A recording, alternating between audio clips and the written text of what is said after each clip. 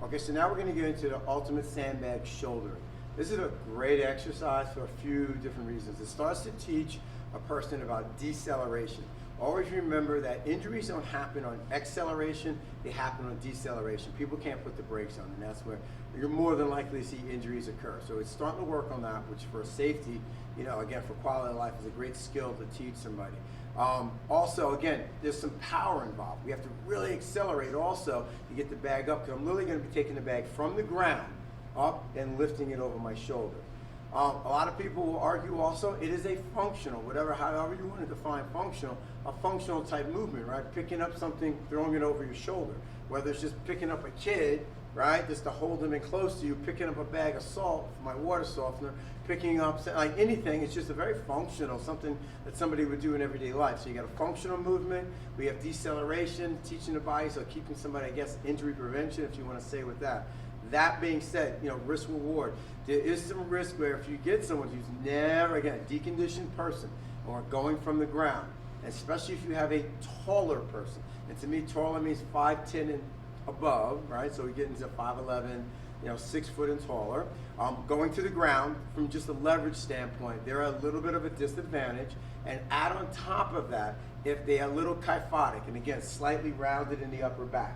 So taller person, slightly rounded in the upper back, they're more prone to get like this, okay? Now, that being said also, when explaining this, people will tell you that a rounded spine, as long as they get close to the load and create some tension, like in strongman training, is very safe. That's gotten a bum rap, and a lot of people have argued and debated and actually proven that wrong. It's about, like, guys hold stones, they're totally rounded, but they're creating a lot of tension. So that's where gripping the bag with the hands can kind of help.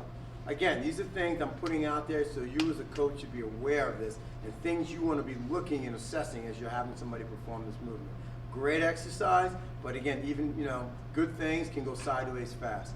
When I'm picking the load up, it's another thing. You want to try to align your center of gravity with the weight of the bag as much as possible, meaning I want to stand right over the bag. I don't want to try to pick it up where it's out in front of me. Right? That's not a safe position. Even a light load, I'm more prone to injury. So when we're doing shouldering, I'm standing right over the load. So now what I'm going to do is I'm going to squat down and get my hands under the bag. So right in here. So again, hips got to be open. I'm not picking it up like this. I'm in this bottom of a squat. And then what I'm going to do is I'm going to accelerate the bag up over my shoulder here. Now, the beauty of the deceleration comes now. I'm going to pop it off my shoulder, just kind of push it off, but I'm going to follow the bag to the ground and literally try to almost, again, decelerate, help it put the brakes on. I'm not just letting it go into a free fall. So I'm going to come down, and she has not a heavy thud. Accelerate.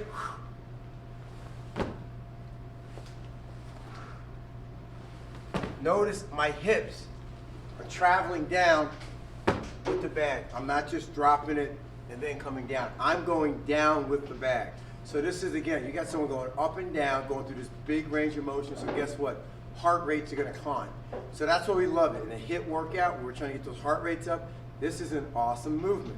But again, you as a coach, you gotta know what you're looking at. They gotta make sure they're sitting down, getting those hips out. They gotta make sure they're getting over the bag, bring it up and under control here.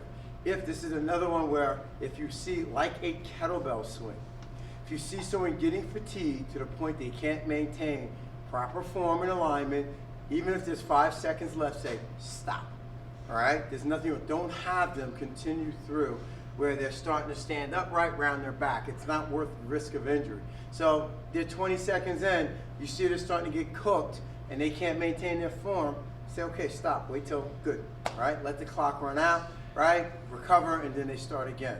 So that's you as a coach. Don't sit back and be passive. Be an active coach. Watch them, jump in and say, you know what, that's good. Just like a kettlebell swing. If you see form starting to break down, you don't put the bell down, right? Don't have them muscle through it now that they're prone to injury. Also, but from really important from motor control, we're trying to reteach proper movement patterns. You don't want to reinforce a bad pattern.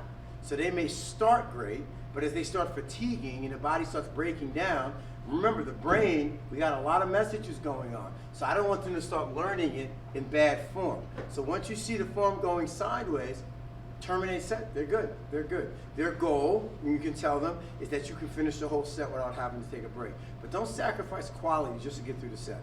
So again, I wanted to, because shouldering is a great movement, but you'll see a lot of people do it incorrectly or just trying to just kind of go through the motions. Make sure they can do it with correct form because you are prone. It takes a second just to tweak a little lower back. All right, so that's shouldering with the ultimate sandbag.